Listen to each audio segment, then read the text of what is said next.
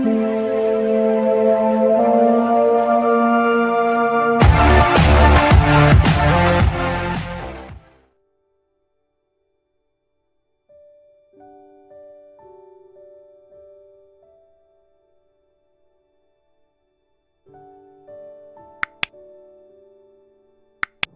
datang di channel ini dan selamat Hari Rabu Abu. Sahabat-sahabatku yang terkasih, sejak hari ini kita memulai masa Prapaskah yang dikenal juga dengan masa Tobat. Inilah masa retret agung, masa yang penuh rahmat bagi kita semua. Mengapa? Karena di dalam masa ini kita mencoba mengalami dan mengambil bagian di dalam kesengsaraan Kristus. Seberapa sakit dan dalamnya kesengsaraan Kristus, seperti itu jugalah yang harus kita renungkan dan dalami sepanjang masa ini. Dengan penghayatan seperti ini, maka kita pun akan bisa sampai pada titik pertobatan. Sebab jika kita mampu mengecap sedikit seberapa dalamnya derita Yesus, pasti kita pun akan membuka diri pada pertobatan. Dan pertobatan yang baik ialah dengan melakukan silih terhadap dosa-dosa kita. Cara yang ditawarkan oleh gereja untuk silih terhadap dosa-dosa kita ialah pantang, puasa, berbuat kasih, berdamai dengan Tuhan dan sesama. Bacaan-bacaan hari ini pun menawarkan cara yang kurang lebih sama. Bacaan pertama mengajak kita untuk pertama-tama mengoyakkan hati kita. Ingatlah bahwa hati adalah pusat dan inti dari kepribadian manusia. Segala kebaikan dan kejahatan semuanya datang dari hati kita. Jika hati kita baik, maka perkataan, sikap, dan akhlak kita pun baik.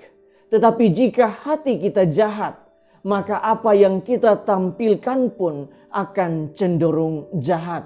Bacaan kedua menawarkan cara mengoyakkan hati yang paling baik, yaitu berdamai dengan Allah. Mengapa? Karena hati manusia adalah tempat tinggal Allah. Jika hati kita sudah penuh dengan kejahatan, kebencian, dendam, iri hati, dan lain sebagainya, maka pantaskah kita menyediakan tempat tinggal yang sedemikian buruk untuk Allah? Oleh karena itu, perbaikilah hati kita, bersihkanlah hati kita dari segala macam dosa, dan perkenankanlah Allah untuk masuk lagi ke dalam hati kita dan bersemayam di dalamnya.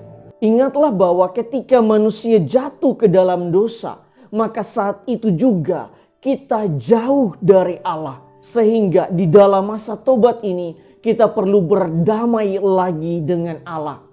Adapun cara yang paling konkret yang ditawarkan oleh Yesus di dalam bacaan Injil ialah bersedekah, berdoa, dan berpuasa.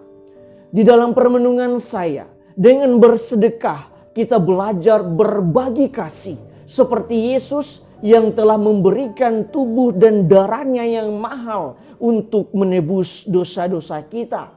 Dengan berdoa, kita sedang memperbaiki dan mempererat lagi relasi kita dengan Allah sendiri.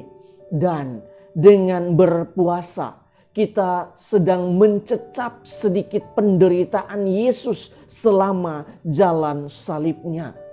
Sahabat-sahabatku yang terkasih, lantas apa yang bisa kita dalami dan kita renungkan dari semua permenungan ini?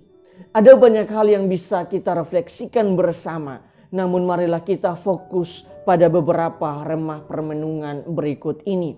Pertama, hal mendasar, hal yang paling mendasar yang perlu kita lakukan selama masa tobat ini ialah mengenali, mendalami, dan merasakan seberapa besar, seberapa berat, dan seberapa dalamnya kesengsaraan Yesus.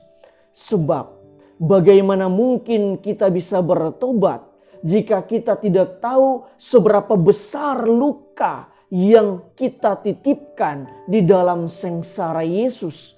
Dalam permenungan saya, kita sama sekali tidak akan benar-benar bertobat jika kita tidak pernah rasakan seberapa besar kesengsaraan Yesus di dalam jalan salibnya. Jika kita tahu seberapa mahal dan seberapa dahsyatnya sengsara dan darah yang Yesus korbankan kepada kita, maka kita akan semakin membuka diri kepada pertobatan. Dengan kata lain, jika Yesus telah mengorbankan nyawanya dengan darah yang mahal untuk menebus dosa-dosa kita, maka apa balasan kita terhadap darah yang suci dan agung itu yang telah rela mati untuk keselamatan kita? Inilah saatnya, inilah waktunya untuk kita bertobat dan tidak lagi menambah penderitaan Yesus di dalam jalan salibnya. Selain itu, perlu disadari bahwa pertobatan kita adalah salah satu bentuk kasih kita atau balasan kita kepada Yesus yang telah lebih dahulu berkorban untuk keselamatan kita. Kedua, di Rabu Abu ini kita akan menerima abu. Mengapa kita harus menerima abu? Jawaban sederhananya ialah sebab manusia adalah debu atau abu dan akan kembali menjadi debu. Kejadian pasal 3 ayat 19. Artinya, dengan menerima abu, kita diingatkan kembali tentang dari mana kita berasal dan kemana tujuan akhir kita. Sehebat apapun manusia, sepintar apapun manusia, bahkan sekaya apapun manusia, suatu saat tubuhnya akan kembali menjadi abu. Sehingga yang perlu kita lakukan setiap saat ialah pertobatan hati. Ingatlah bahwa manusia melihat apa yang di depan mata, tetapi Tuhan melihat hati. 1 Samuel pasal 16 ayat 7. Dengan kata lain, perbaikilah hati kita, bersihkanlah hati kita dari segala kebencian, dendam, amarah, dan mulai biasakan untuk menabur kasih di dalam hidup kita setiap hari. Karena mereka yang telah berbuat baik akan keluar dan bangkit untuk hidup kekal, tetapi mereka yang telah berbuat jahat akan bangkit untuk dihukum. Injil Yohanes pasal 5 ayat 29. Ketiga, marilah di masa tobat ini kita bertekun di dalam doa, puasa, dan kasih kepada sesama. Kita melakukan semuanya itu tidak boleh terlepas dari iman kita. Artinya, kita berpuasa, berdoa, dan berbuat kasih semata-mata hanya demi iman yang semakin kuat dan semakin bertumbuh. Juga kita semakin memiliki relasi yang intim dengan Allah. Tuhan memberkati kita semua.